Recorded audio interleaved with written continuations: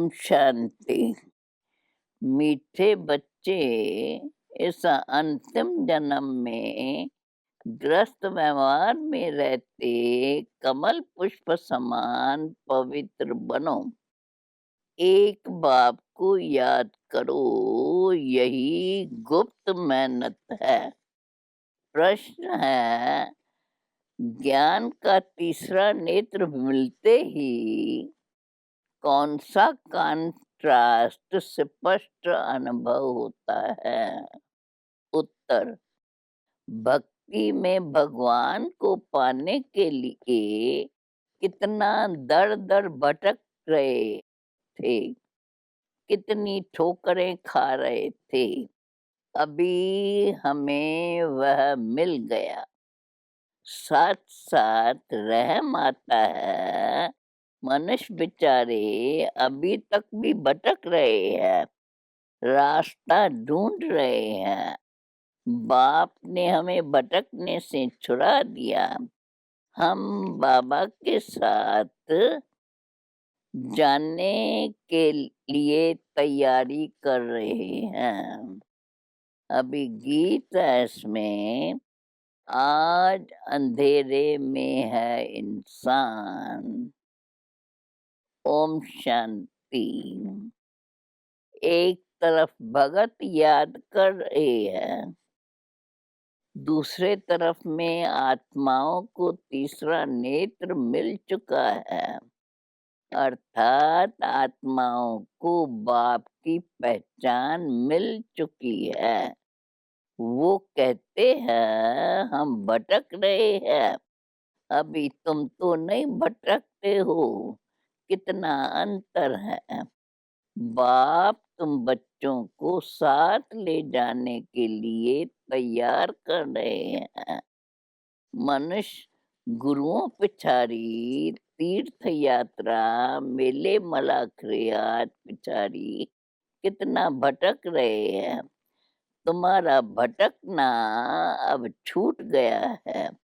बच्चे जानते हैं इस भटकने से छुड़ाने के लिए बाप आया हुआ है।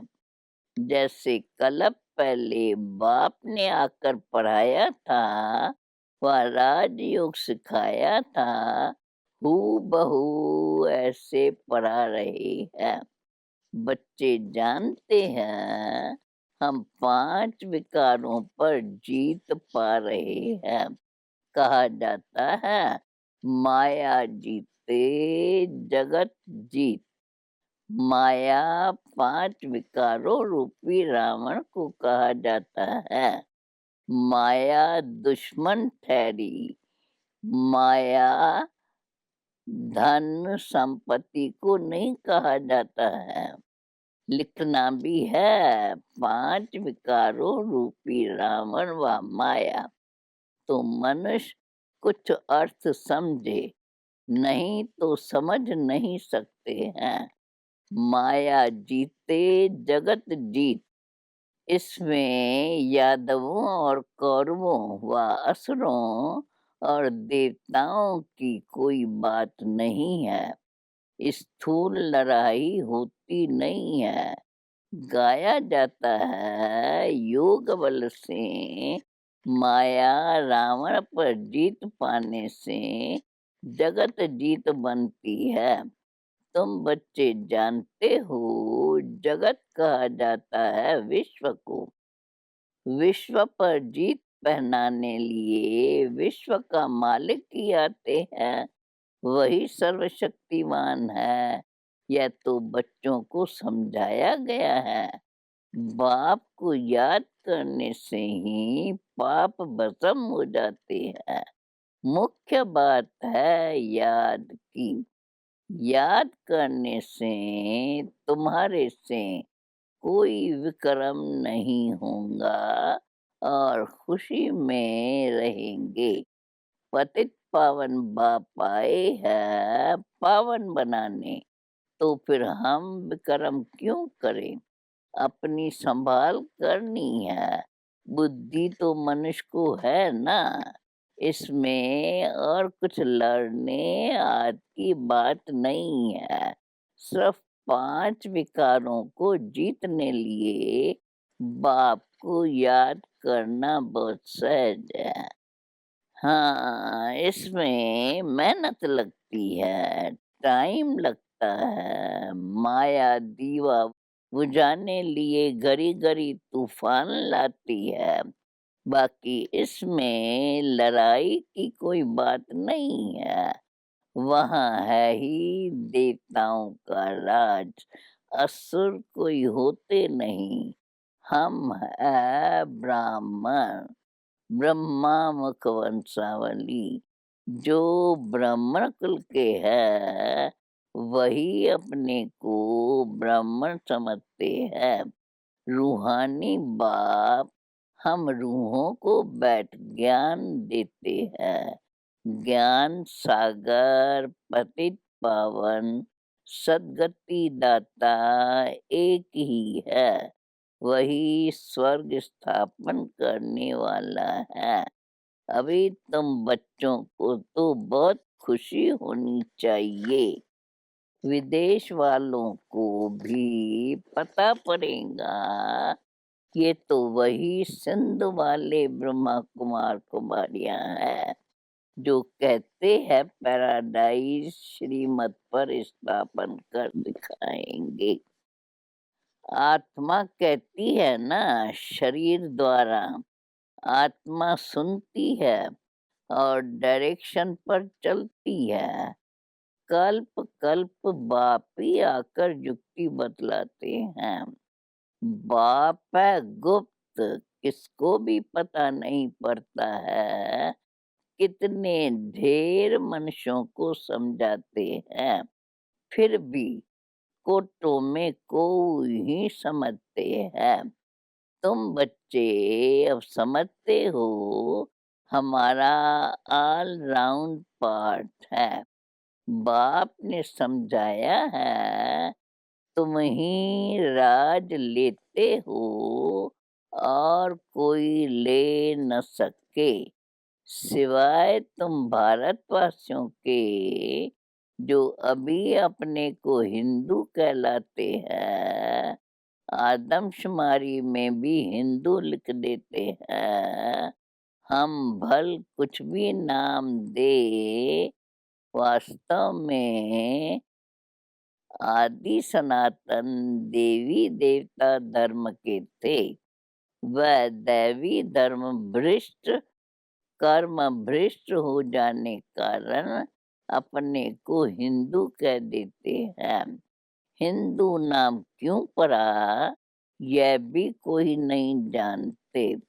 पूछना चाहिए, भला ये तो बताओ तुम्हारा हिंदू धर्म किसने स्थापन किया? ये तो हिंदुस्तान का नाम है, कोई बता नहीं सकेंगे। तुम बच्चे जानते हो, अब ब्राह्मण देवता क्षत्रिय धर्म की स्थापना हो रही है। कहते हैं ब्राह्मण देवी देवताय नमः। ब्राह्मण है सर्वोत्तम नंबर 1।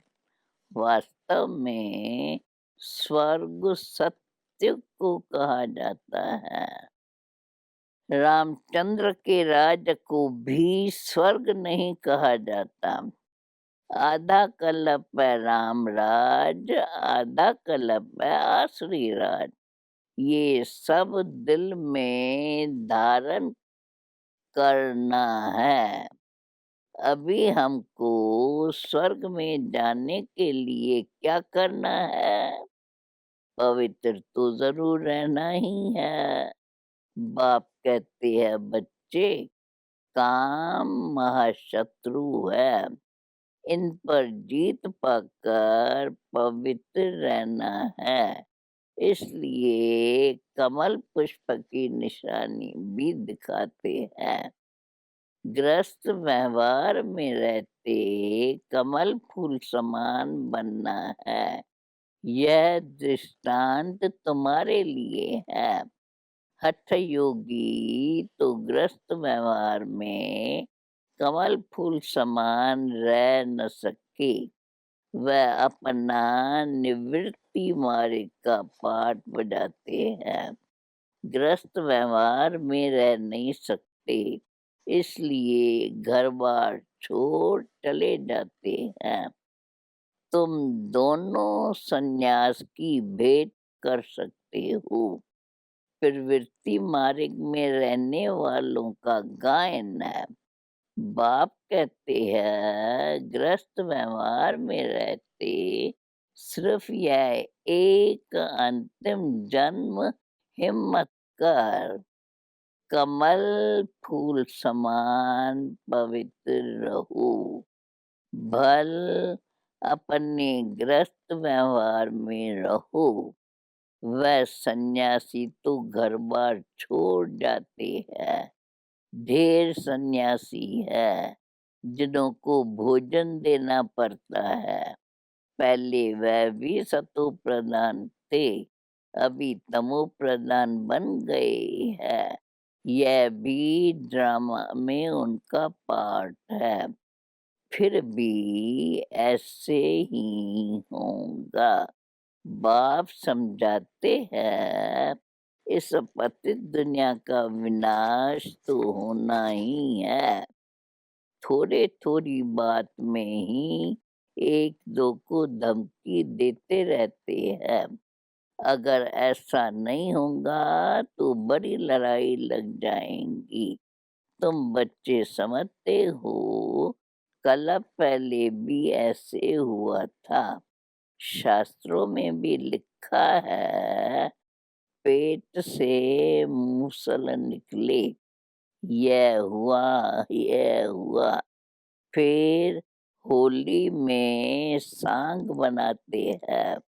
वास्तव में है ये मूसल जिससे विनाश करते हैं। यह भी बच्चे जानते हैं। जो कुछ पास्ट हो चुका है वह फिर भी होना है। बनी बनाई बन रही, अब कुछ बननी ना आए। अभी तुम्हारी बुद्धि में सारा राज है। सिर्फ कहने की बात नहीं, किसको भी दोष नहीं दे सकते। ड्रामा में पार्ट है। तुमको सिर्फ बाप का पैगाम सुनाना है। यह ड्रामा तो अनादि अविनाशी है। भावी क्या चीज है वह भी तुम समझ गए हो। यह कलयुग अंत और सत्युगात का संगम नामी ग्रामी है। उनको ही पुरुषोत्तम युग कहा जाता है। आजकल बच्चों को पुरुषोत्तम युग पर अच्छी रीत समझा रहे हैं। यह युग है उत्तम पुरुष बनने का। सभी सतो प्रधान उत्तम बन जाएंगे। अभी है तमो प्रधान कनिष्ठ। इन अक्षरों को भी तुम समझते हो। कलयुग पूरा हो, सतयुग आएगा, फिर जय जयकार हो जाएगा। कहानी सुनाई जाती है ना, ये है सहज से सहज। झूठी कहानियां तो बहुत है। अब बाप खुद बैठ समझाते हैं। भक्ति मार्ग में तुम मेरी महिमा गाते आए हो। अब प्रैक्टिकल में तुमको राज बताता हूँ। सुखधाम और शांति धाम का। सदगति को सुख गति, दुर्गति को दुख गति कहेंगे। कलयुग में है दुख, सतयुग में है सुख। समझाने से सब समझेंगे। आगे चलकर समझते जाएंगे।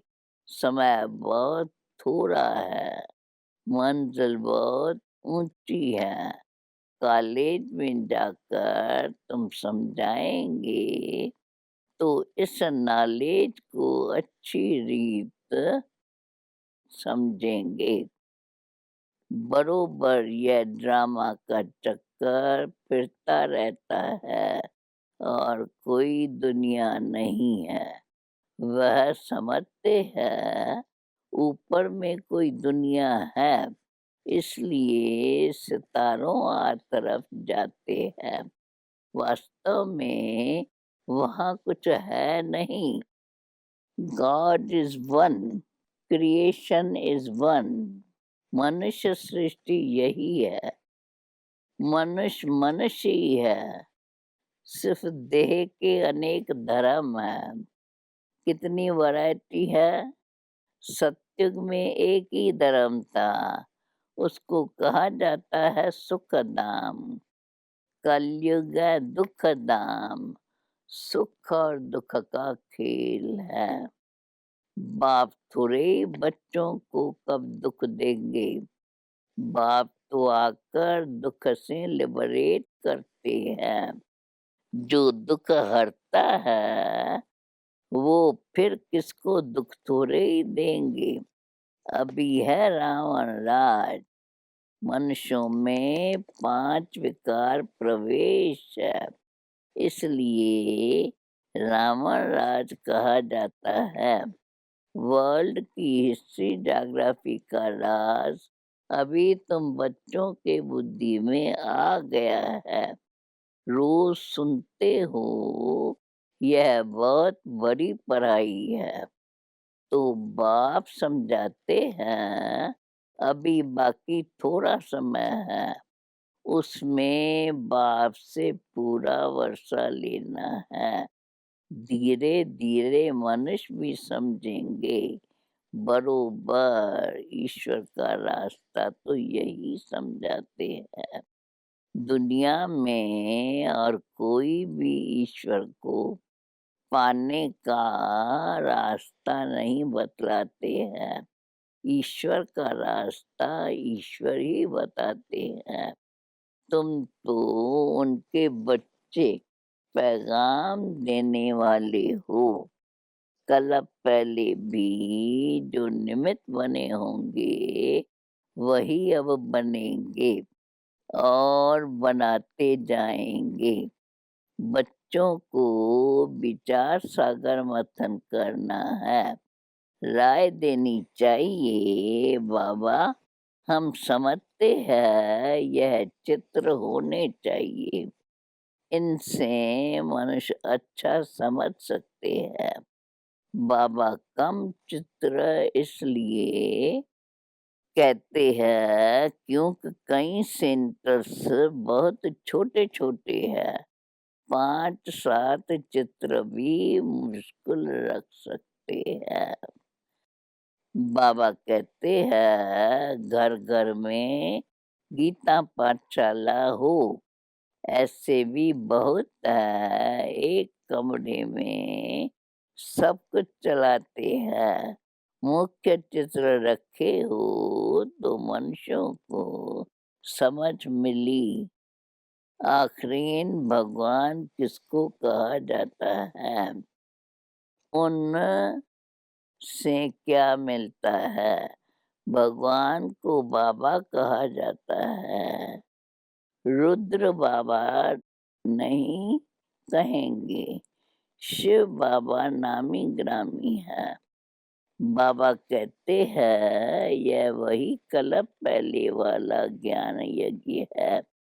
बेहद के बाप शिव ने यज्ञ रचा है। ब्राह्मणों की रचना की है ब्रह्मा द्वारा। ब्रह्मा में प्रवेश हो स्थापना की है। ये ज्ञान है राजयोग का। और फिर यज्ञ भी है जिसमें सारी पुरानी दुनिया की आहुति पड़ती है। वो एक ही बाप भी है, टीचर भी है, गुरु भी है, ज्ञान सागर भी है। ऐसा और कोई है नहीं। आजकल यज्ञ रचते हैं तो चारों ओर शास्त्र रखते हैं। एक आहुति का कुंड भी बनाते हैं। वास्तव में है ये ज्ञान यज्ञ जिससे उन्होंने कॉपी की है। यहाँ कोई स्थूल चीज आज तो है नहीं। अभी तुम बच्चों को बेहद का बाप मिला है, बेहद का ज्ञान मिला है और कोई ये ज्ञान जानते नहीं। बेहद की आहुति पड़नी है, यह तुम जानते हो। पुराने दुनिया खत्म हो जाएंगी। वह तो खुश होते रहते कि राम राज स्थापन हो। यह तो बहुत अच्छा है, परंतु वह तो जो स्थापन करेंगे वो अपने लिए ही करेंगे ना। मेहनत सब अपने लिए करेंगे। तुम जानते हो यह महाभारत लड़ाई भी इस यज्ञ से प्रज्वलित हुई है। कहाँ वो हद की बातें, कहाँ यह बेहद की बातें। तुम अपने लिए ही पुरुषार्थ करते हो। जब तक बाप को न जाने वर्षा मिल न सके। बाप ही आकर आत्माओं को शिक्षा देते हैं। तुम्हारा है सब गुप्त। आत्मा जो हिंसक बन गई है उनको अहिंसक बनना है। किसी पर क्रोध भी नहीं करना है। 5 विकार जब दान दे ग्रहण छूटे, इनसे ही काले हो गए हैं। अब फिर सर्वगुण संपन्न 16 कला संपूर्ण कैसे बने। विश्व के मालिक थे। जरूर पास्ट जन्म में अच्छे कर्म किए हैं, तब अच्छा जन्म मिला। अच्छे कर्मों से अच्छा जन्म मिलता है। ब्रह्मा और विष्णु का कनेक्शन भी जरूर है। ब्रह्मा सो विष्णु एक सेकंड में मनुष्य से देवता बनते हैं। सेकंड में जीवन मुक्ति इसको कहा जाता है। बाप के बने और जीवन मुक्ति का वर्षा पा लिया। जीवन मुक्त तो राजा प्रजा सब है। जो भी आते हैं उनको जीवन मुक्त बनना है। बाप तो समझाते हैं सबको, फिर है पुरुषार्थ करना। ऊंच पद पाने के लिए सारा मदार है पुरुषार्थ पर।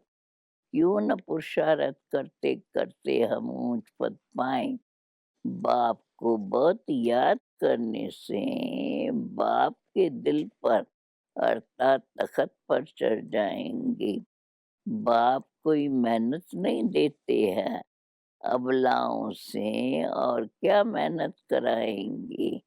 बाप की याद है भी गुप्त, ज्ञान तो प्रत्यक्ष हो जाता है।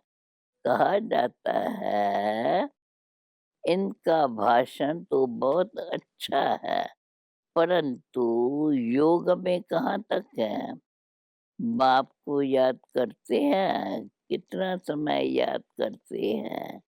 याद से ही जन्म जन्मांतर के विक्रम विनाश होंगे। यह स्पिरिचुअल नॉलेज कलप कलप रूहानी बाप से ही आकर देते हैं। अच्छा, बाप दादा बोले मीठे मीठे सिकिलदे बच्चों प्रेत। मात पिता बाप दादा का याद प्यार और गुड मॉर्निंग। रूहानी बाप की रूहानी बच्चों को नमस्ते। अवधारणा के लिए मुख्य सार। अविनाशी ड्रामा के राज को बुद्धि में रख किसी को भी दोषी नहीं बनाना है। पुरुषोत्तम बनने का पुरुषार्थ करना है। इस थोड़े समय में बाप से पूरा वर्षा लेना है। दूसरे पॉइंट, डबल अहिंसक बनने के लिए कभी किसी पर क्रोध नहीं करना है। विकारों का दान दे सर्वगुण संपन्न बनने का पुरुषार्थ करना है। अभी लास्ट में वरदान, विश्व परिवर्तन के इस श्रेष्ठ कार्य में अपनी अंगुली देने वाले महान सुनिर्माण भव। जैसे कोई स्थूल चीज बनाते हैं तो उसमें सब चीजें डालते हैं। कोई साधारण मीठा या नमक भी कम हो तो बढ़िया चीज भी खाने योग्य नहीं बन सकती। ऐसे ही विश्व परिवर्तन के इस श्रेष्ठ कार्य के लिए हर एक रत्न की आवश्यकता है। सबकी अंगुली चाहिए, सब अपने अपनी रीत से बहुत बहुत आवश्यक श्रेष्ठ भारती है। इसलिए अपने कार्य के श्रेष्ठता की के मूल्य को जानो। सब महान आत्माएं हो, लेकिन जितने महान हो उतने निर्माण भी बनो। लास्ट में स्लोगन है, अपनी नेचर को इजी बनाओ तो सब कार्य इजी हो जाएंगे। ओम शांति।